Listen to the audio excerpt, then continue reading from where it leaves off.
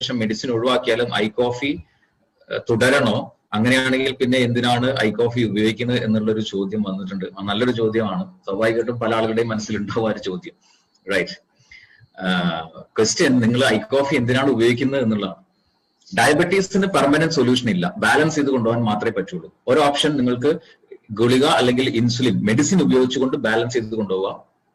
സ്വാഭാവികമായിട്ടും ഈ sugar diabetes കൊണ്ടുണ്ടാകുന്ന ആഫ്റ്റർ എഫക്ട്സ് അതിനെ പ്രിവെന്റ് ചെയ്യാൻ ഈ ഇൻസുലിൻ മതിയാവില്ല, അല്ലെങ്കിൽ ഗുളിക മതിയാവില്ല. കോംപ്ലിക്കേഷൻസ് കൂടുമ്പോൾ വീണ്ടും നേരത്തെ പറഞ്ഞ പോലെ മെഡിക്കൽ എക്സ്പെൻസ് കൂടും, ശാരീരിക അസ്വസ്ഥതകൾ കൂടും, ഇതെല്ലാം സഹിക്കേണ്ടി വരും. റൈറ്റ്. ഇനി കോഫിയാണ് നിങ്ങൾ ഉപയോഗിക്കുന്നതെങ്കിൽ അലോങ് വിത്ത് മെഡിസിൻ കോഫി ഉപയോഗിച്ച് കഴിഞ്ഞാൽ ഗ്രാജുവലി നിങ്ങൾക്ക് ആ മെഡിസിൻ സ്റ്റെപ്പ് ബൈ സ്റ്റെപ്പ് ആയിട്ട് ഒഴിവാക്കാൻ സാധിക്കും. മെഡിസിൻ കംപ്ലീറ്റ് ഒഴിവാക്കാൻ പറ്റും. കോഫിയിലുള്ള മറ്റ് ആന്റി ഓക്സിഡൻസും ഒക്കെ ഉള്ളത് കൊണ്ട് തന്നെ ഈ ഡയബറ്റീസ് കൊണ്ട് വരാൻ സാധ്യതയുള്ള കോംപ്ലിക്കേഷൻസിനെ എല്ലാം പ്രിവെന്റ് ചെയ്യാൻ പറ്റും. മധുരം അടക്കം ഇഷ്ടപ്പെട്ട ഭക്ഷണത്തെ ലിമിറ്റഡ് ക്വാണ്ടിറ്റിയിൽ നിങ്ങൾക്ക് കഴിക്കാൻ പറ്റും. റൈറ്റ്. ഒരു ക്വാളിറ്റി ലൈഫ്, മെഡിസിൻ ഇല്ലാത്ത ഒരു ക്വാളിറ്റി ലൈഫ് നിങ്ങൾക്ക് തിരിച്ചു കിട്ടും. പക്ഷെ കോഫി ലൈഫ് ലോങ് യൂസ് ചെയ്യണം. റൈറ്റ്. ചോയ്സ് നിങ്ങളുടെയാണ്. മരിച്ചുകൊണ്ട് ജീവിക്കണോ ജീവിച്ച് മരിക്കണോ എന്നുള്ളത് നിങ്ങളുടെ ചോയ്സാണ്.